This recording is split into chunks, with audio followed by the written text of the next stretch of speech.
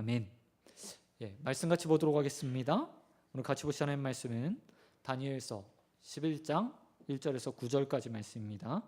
구약성경 1252페이지, 구약성경 1252페이지, 다니엘서 11장 1절에서 9절까지 말씀입니다.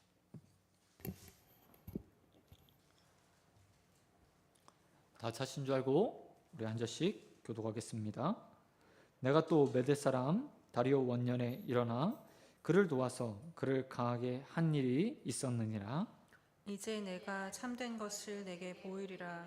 보라, 바사에서 또 새 왕들이 일어날 것이요 그 후에 넷째는 그들보다 심히 부요할 것이며 그가 그 부요함으로 강하여진 후에는 모든 사람을 충동하여 헬라 왕국을 칠 것이며 장차 한 능력이 있는 왕이 일어나서 큰 권세로 다스리며 자기 마음대로 행하리라. 그러나 그가 강성할 때에 그의 나라가 갈라져 서나 사방에 나누일 것이나 그의 자손에게로 돌아가지도 아니할 것이요 또 자기가 주장하던 권세대로도 되지 아니하리니 이는 그 나라가 뽑혀서 그 외 다른 사람들에게로 돌아갈 것임이라. 남방하늘은 강할 것이나 그 군주들 중에 하나는 그보다 강하며 권세를 떨치니 그 외의 권세가 심히 클 것이요 몇 해 후에 그들이 서로 단합하리니 곧 남방 왕의 딸이 북방 왕에게 가서 화친하리라.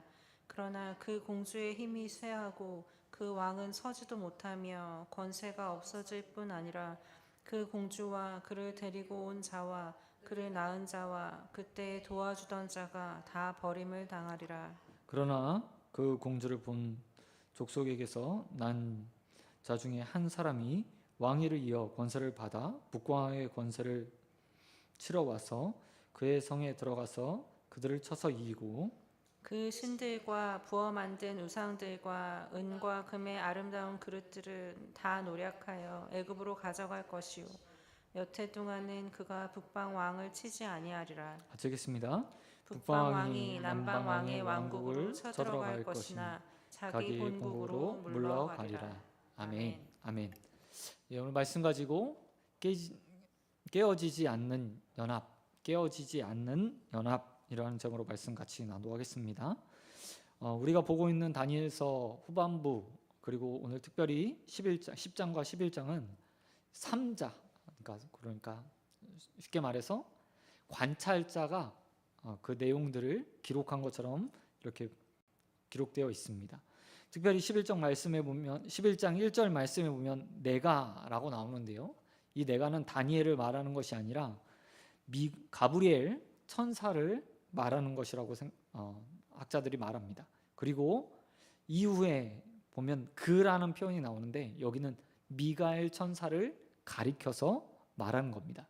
다시 말해서 가브리엘 천사와 미가엘 천사가 다니엘에게 환상을 보여주기 위해서 어떤 일을 했는데 그것들을 서로 도우며 했다라는 표현으로 이렇게 사용되고 있습니다. 그리고 그 다니엘에게 보여줬던 환상의 내용들이 2절부터 쭉 이렇게 기록됩니다.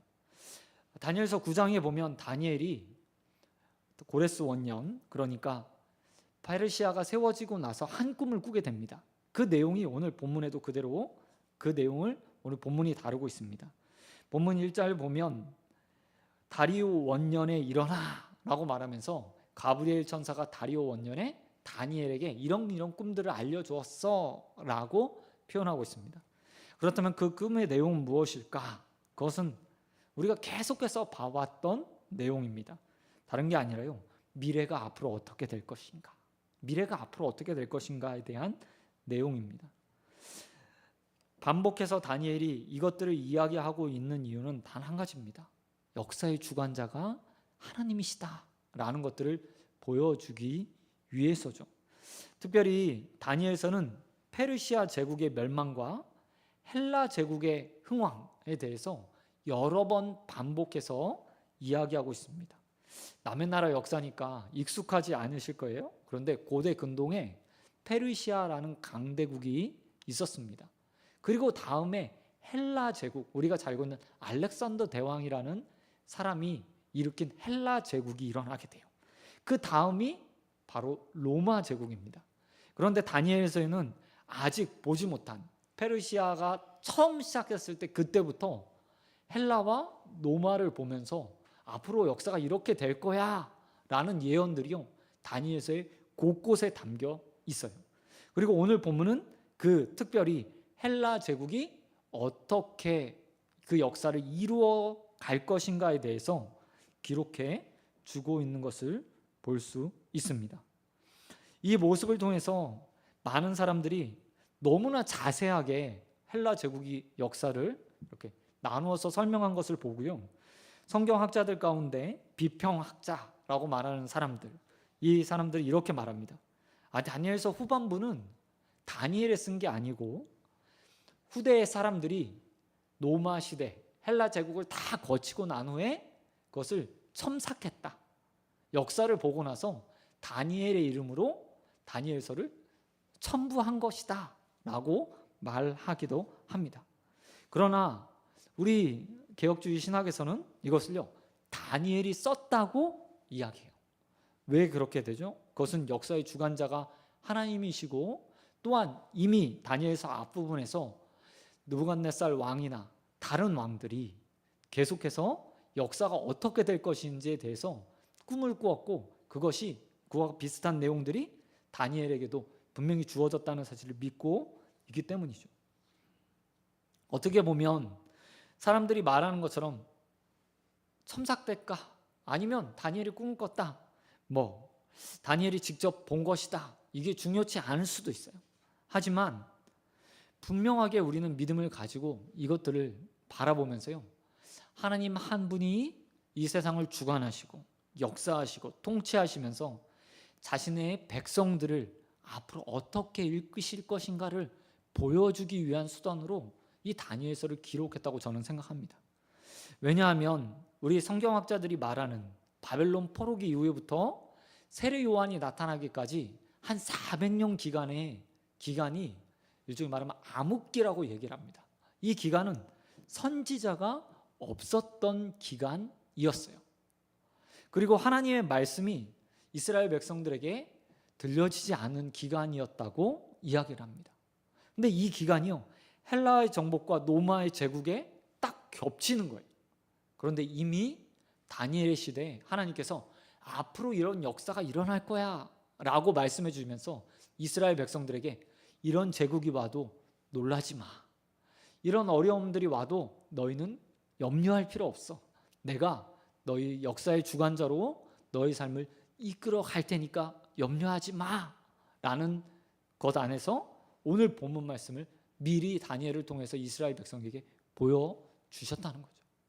그리고 하나님께서는 그와 같은 방식으로 지금 이 땅을 살아가고 있는 우리에게도 동일하게 성경 말씀을 통해서 앞으로 되어질 일, 앞으로 일어날 일에 대해서 하나하나 다 이미 보여주셨습니다. 우리 요한계시라고 계시록을 통해서 이 세상의 끝이 어떻게 될지 우리는 이미 알고 있죠. 하나님께서 예수 그리스도가 이 땅에 다시 재림하셔서 영원한 하나님의 나라를 만들어 갈 것에 대해서 이미 끝을 보여주셨어요. 하지만 그 끝에까지 가는 과정에서 어떤 일들이 있죠? 환란이 있고 기근이 있고 전쟁이 일어날 것이고 어려움들이 일어날 겁니다. 다 이것들을 보여주신 이유가 무엇입니까? 끝을 바라보면서 지금의 어려움들을 이겨나가라고, 참고 인내하며 하나님께서 역사를 이루어 가실 것을 믿고 믿음으로 걸음을 걸어가라고 보여주시는 거예요. 다니엘서도 마찬가지죠.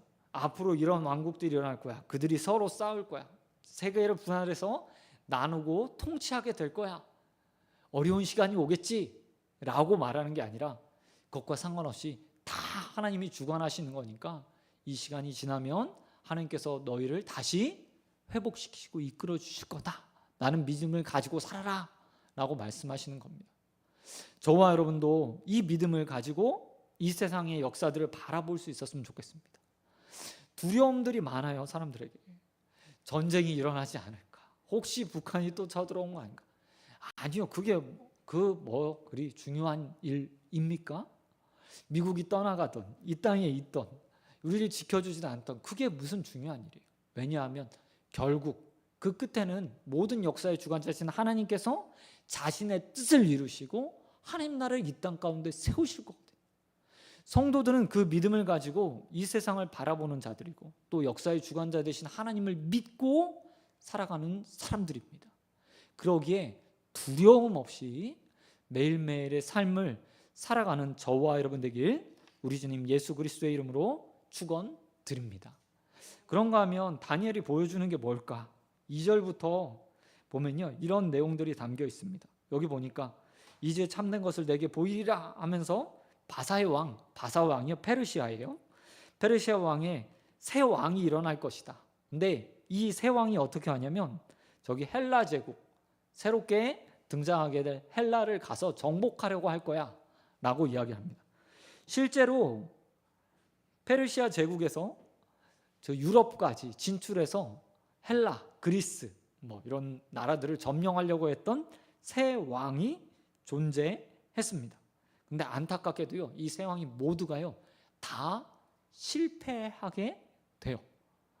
강력했던 왕권을 가진 페르시아 제국이었지만 실제로 수백 년간, 100여 년간 계속해서 헬라를 정복하기 위해서 진출을 하지만 그때마다 좌절되고 맙니다. 그 다음에 이렇게 힘이 약해진 이후에 한 왕이 헬라에서 일어나게 됩니다. 이 사람이요, 우리가 잘 알고 있는 알렉산더 대왕이에요. 알렉산더 대왕. 근데 알렉산더 대왕이 얼마나 신속하게 세계를 점령하게 되냐면 23살의 왕이 돼서 33살까지 한 10여 년 동안 황제로 살게 됐는데 그 기간 동안 그리스에서 인도 전역까지 그 세상 다를 점령을 해요. 당시에 눈으로 봤을 때 세상의 끝이다, 동쪽 끝이다 말하는 거의 인도까지 점령을 합니다. 남쪽으로는 그리스, 그리고 북으로는 페르시아 인근을 다 점령해버려요. 그리고 대제국을 세우죠. 그런데 안타깝게도 오늘 다니엘에게 말하고 있는 가브리엘의 말처럼 그가요, 그것들을 다 누리지 못한 채 갑자기 열병으로 인해서 죽게 돼요. 자식 하나 남기지 못하고요, 정복한 이후에 갑자기 죽게 돼 버립니다. 그리고 그의 부하 4명이서 그 나라를 나누어서 통치하게 돼요. 그 내용이 4절까지 기록되어 있습니다. 그럼 강성해질 거다, 나라를 크게 만들 거다. 근데 어떻게 된다고요? 그 나라가 갈라지게 될 거야, 나누어지게 될 거야 라고 말한 역사 하나하나가요 다니엘에게 보여주는데 그대로 증명되게 돼요. 그리고 나서 5절에 나와 있는 것처럼 새로운 역사가 이루어지게 됩니다.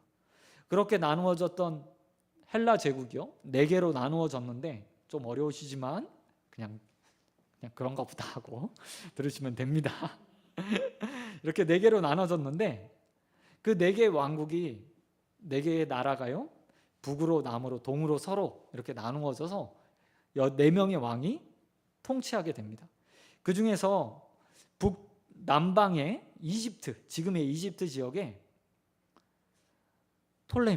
프톨레미라는 왕국이 세워져요. 그리고 북쪽에는 셀루코스 왕조가 하나 세워지게 됩니다. 그런데 이 셀루코스 왕조가요 다른 왕에게 미움을 받아요. 그래서 이집트로 도망쳐서 프톨레미에게 한동안 이렇게 얹혀 살게 됩니다. 그리고 이 두 왕국이 나중에 어떻게 되냐면 다른 두 왕국이랑 전쟁을 벌이게 돼요. 그러니까 서로 헬라 제국 전체를 다스리고 싶은 마음에 같이 싸움을 하기 시작하게 된 겁니다. 그런데 모든 전쟁에서요 남방 왕국과 북방 왕국의 연합군이 승리하게 돼요. 근데 놀랍게도 가장 큰 공을 세웠던 프톨레미가 많은 땅을 차지하는 게 아니라 북방왕이 있던 셀루코스 왕조가 가장 넓은 영토를 차지하게 되면서 남방왕이랑 북방왕 사이에 갈등이 생기기 시작합니다. 4개로 나눠졌어요. 그런데 둘씩 편먹고 싸운 겁니다. 4명이서 나누기 싫으니까. 그런데 나중에 승리하고 나니까 이제 서로 더 많은 땅을 차지하기 위해서 북방왕과 남방왕이 또 싸우기 시작한 거예요. 갈등이 일어났죠. 근데 한번 잘 생각해 보십시오. 이들이 알렉산더 대왕이 있었을 때는 4명의 군대 장군들이 서로 협력해서 하나의 큰 제국을 만들기 위해서요, 서로 협력하는 관계였어요. 그런데 알렉산더가 죽고 서로 영토를 딱 나누고 나서 어떻게 합니까? 더 큰 것을 차지하기 위해서 서로 싸우고 분쟁하며 다투게 된 거예요. 세상의 모습이요, 바로 이와 같죠. 오늘은 동지인 것 같지만 내일은 유불리에 따라서, 나의 유리와 분리에 따라서 서로 다투고 싸우고 분쟁해요. 오늘은 또 적인 것 같지만 또 필요에 의해서 서로 친구가 되어서 붙어서 함께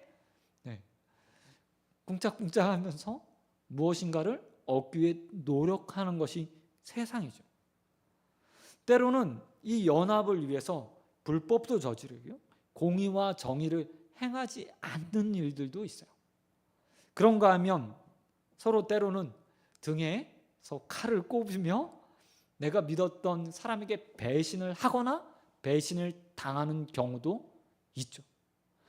셀루커스 왕조 그리고 프톨레미 왕조, 알렉산더 대왕이 죽은 이후에 4개의 왕국이 세워진 나라들이요, 다 이와 같았다는 거예요.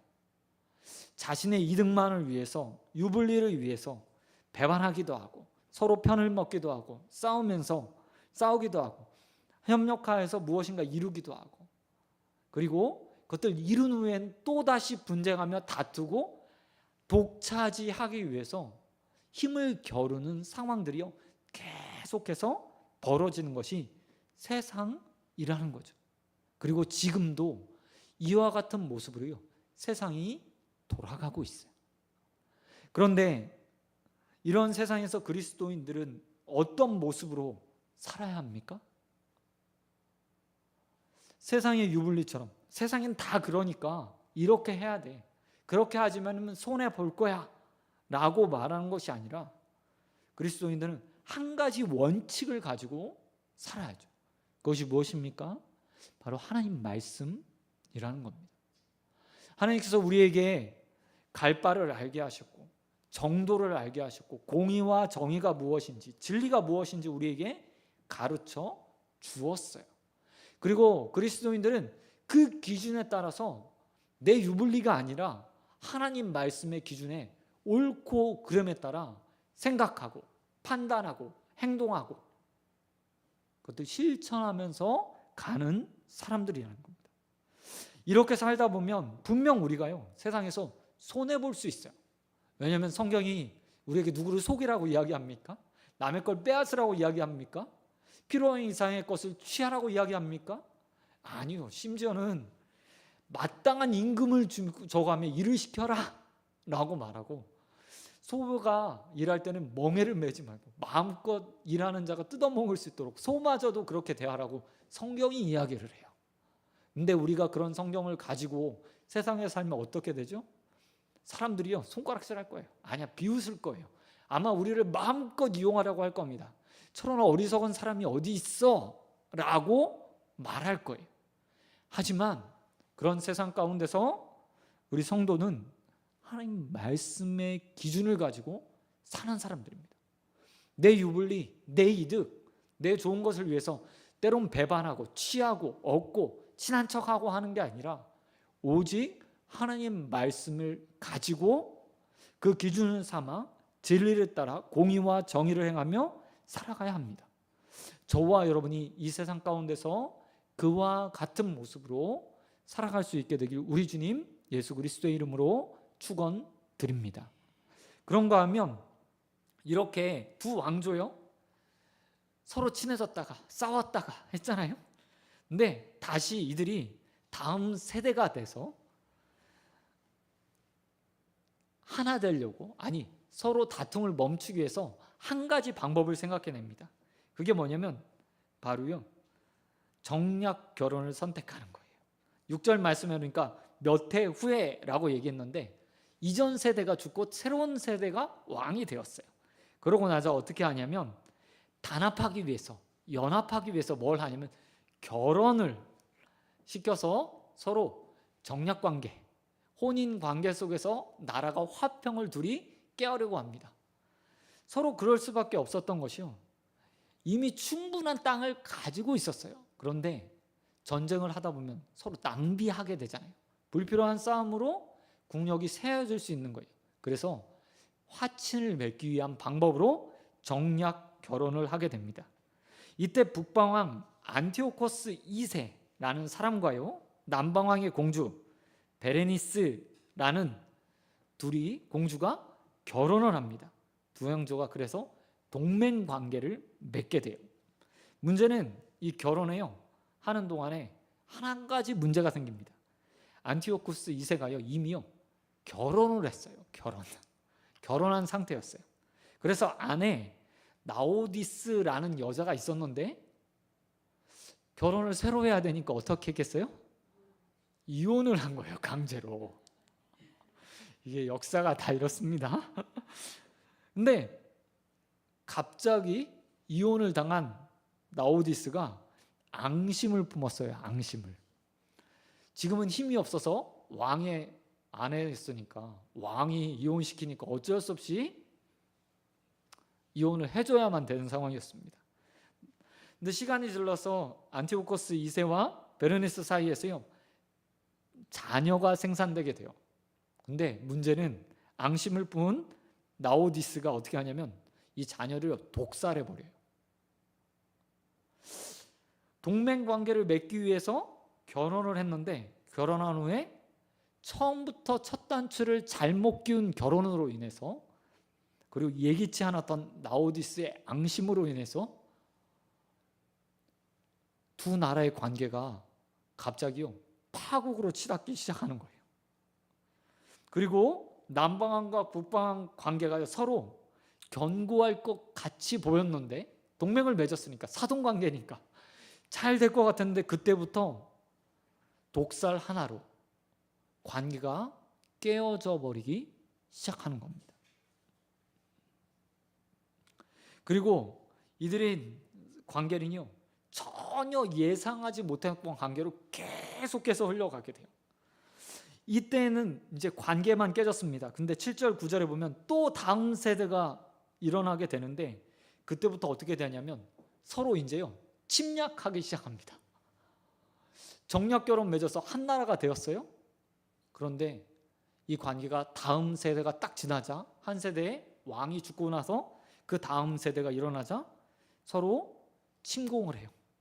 그 침공에서 어떻게 했냐면 8절에 보니까 그 신들의 신전을까지 침략을 해서 우상들을 다 빼앗고 그 신전에 있던 금과 은 그릇을 다 취해서 남방왕이 다 취해갖고요 가져와 버리는 거예요. 북방왕에 있던 것들을. 한 번면만 침공했을까요? 아니에요. 9절에 보니까 또 다시 북방왕이 남방왕의 왕국으로 쳐들어가요. 이번에. 그리고 그들이 자국의 본국으로 물러갔대요. 근데 이 전쟁이 그냥 한 세대가 아니라요 연속해서 두 세대까지 일어납니다. 그러니까 무려 4세대 동안 계속해서 전쟁 상태에 있었던 거예요. 그 기간이 무려 약 역사적으로 보면 100년 가까운 기간 동안 남방왕과 북방왕이 서로 싸우고 분쟁하고 다투었다는 겁니다. 처음에 그들이 화친을 맺었을 때 그들의 마음은 무엇이었습니까? 서로 잘 지내보자. 우리가 싸움하지 말고 좀 안정된 평화를 누려보자 라고 그들이 지혜를 낸 거예요. 그런데 그것들을 실행하는 과정에서 불법이 행해졌죠. 강제로 이혼을 시키고 앙심을 품게 만들며 정당한 방법이 아니라 불법적인 방법으로 그 관계를 만들어 가려고 했어요. 그리고 그것이 불과 얼마 지나지 않아서 다 산산이 부서져 버리고 그 관계들이 깨져 버린 겁니다. 세상의 관계가요, 이와 같죠. 내 힘으로 될 것 같고 내 지식으로 될 것 같고 이렇게 하면 평화를 누릴 것 같지만 사람이라는 마음이 또 예기치 못한 일들이 그 가운데 이루어져서 계획했던 모든 것들이 다 흐트러 버리고 관계가 깨어져 버리게 된다는 거예요. 그리고 이내 그 동맹은 무엇으로 드러나게 됩니까? 적의로 드러나서 적의가 되어서 서로 빼앗고 죽이고 싸우고 또 분쟁하며 오랜 시간을 낭비해 버리는 상태에 놓이게 되어 버린 거예요. 이것이 세상에서 추구하는 안정의 끝, 그리고 세상이 결국 견고하게 세우고자 하는 모든 일들의 끝이라고 말할 수 있어요. 하지만 이런 세상의 관계와 달리 완전한 관계가 있어요. 그 관계가 무엇이냐면 하나님과 우리와의 맺어진 관계예요. 사실 그들이 북방왕과 남방왕이 서로 단합하려고 했다, 화친하려고 했다라고 했을 때 이 관계는요, 공정한 관계, 동등한 관계를 맺고자 했다라는 의미가 있어요. 하나님과 우리의 관계도 어떻게 보면 마찬가지죠.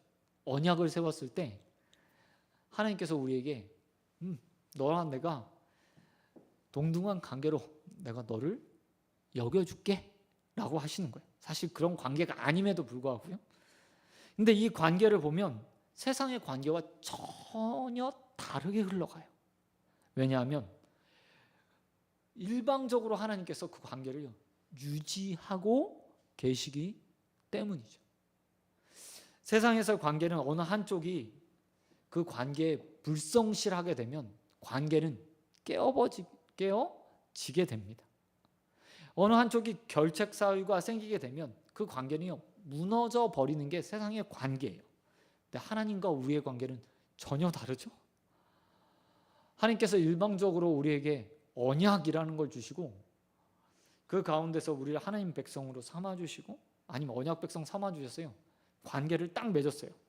그런데 언제나 흠은 어디에 있어요? 우리에게 있어요. 하나님 말씀 안 듣는 것도 우리고 언약 관계 속에서 범죄하는 것도 우리예요. 그런데 하나님은 결코 포기가 없으신 분이에요. 언약을 깰 조금의 마음도 가지지 않으신 분이에요. 그래서 하나님은 언제나 우리를 붙드시고 그 관계를 화친으로 이끌어 가시는 분이죠.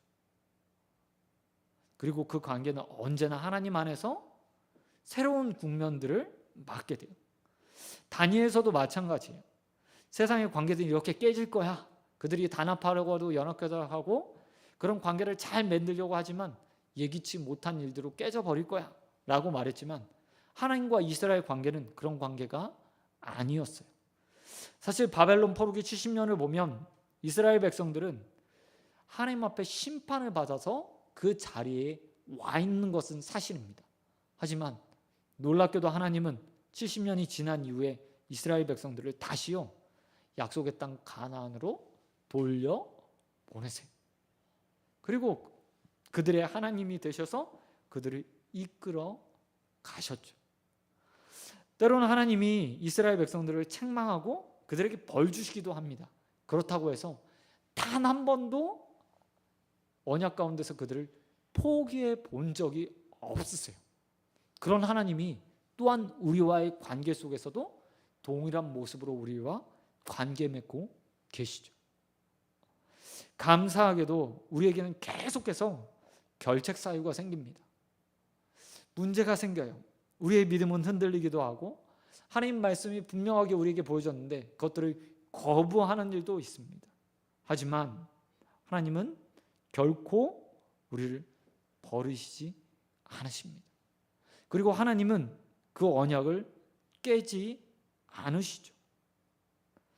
우리가 하나님과의 관계를 이야기할 때 맞잡은 손 이야기들 좀 많이 해요. 그런데 이 맞잡은 손이 좀 다르죠. 손이 이렇게 두 손을 딱 맞잡았을 때 한쪽이 힘을 주고 빼버리면 빠집니다. 근데 하나님과 우리의 관계를 표현할 때 많은 신학자들이 이렇게 이야기하죠. 이렇게요. 하나님이 우리의 손목을 꽉 언제나 잡고 계세요. 그래서 우리가 아무리 맞잡은 손을 놓아도, 우리의 손은 놓아있지만 하나님은 그 손을 놓지 않고 우리를 이끌어 가시죠.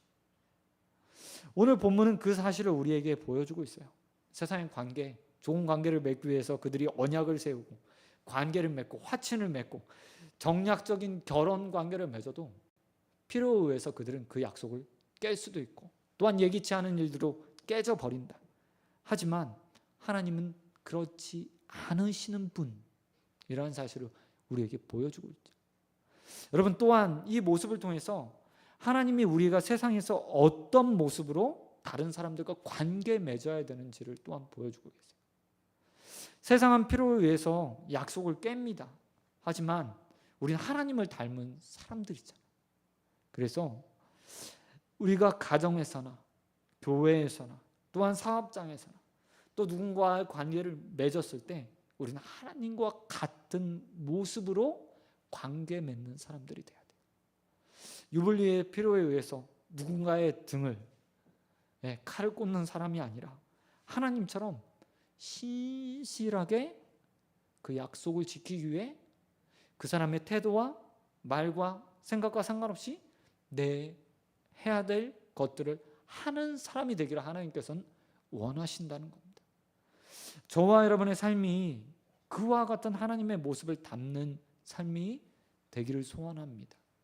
그리고 그 모습을 꼭 닮아서 하나님과 우리의 관계처럼 우리에게 언제나 신실한 모습으로 우리에게 다가오시는 그 하나님의 모습을 닮아 우리가 하나님과의 관계 속에서, 가정에서, 또한 만나는 모든 사람의 관계에서 하나님의 모습처럼 살아갈 수 있는 저와 여러분 되길 우리 주님 예수 그리스도의 이름으로 축원드립니다.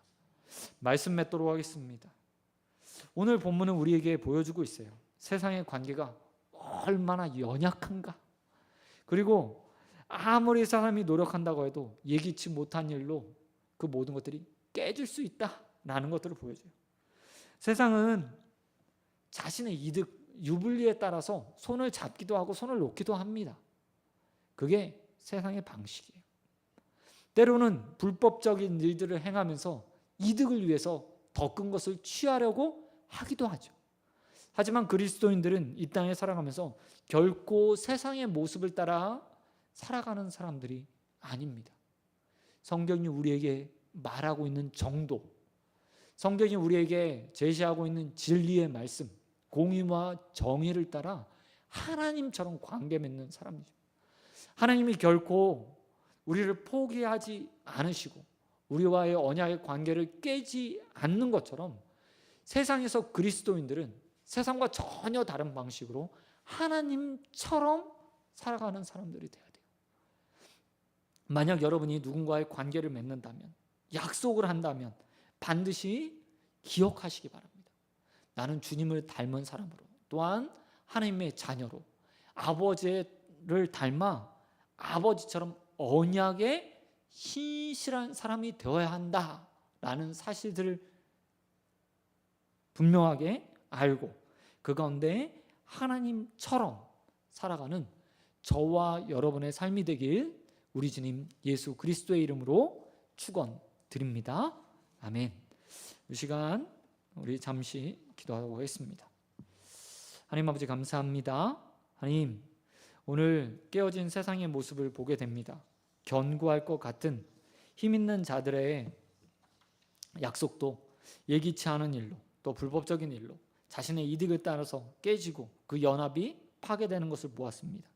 그러나 우리 하나님께서 우리의 삶 가운데 찾아오셔서 우리를 포기하지 않고 또 우리의 삶에 언약을 깨지 않는 것처럼 우리의 인생들도 그와 같은 하나님 닮은 모습으로 서게 하여 주시옵시고 그 관계 가운데서 온전하게 예수 그리스도를 닮아 이 세상의 방식이 아니라 세상 속에서 다른 모습으로 하나님 백성으로 하나님 닮은 모습으로 살아갈 수 있는 우리 소원교회 성도들 되어질 수 있도록 은혜 베풀어 주시옵소서.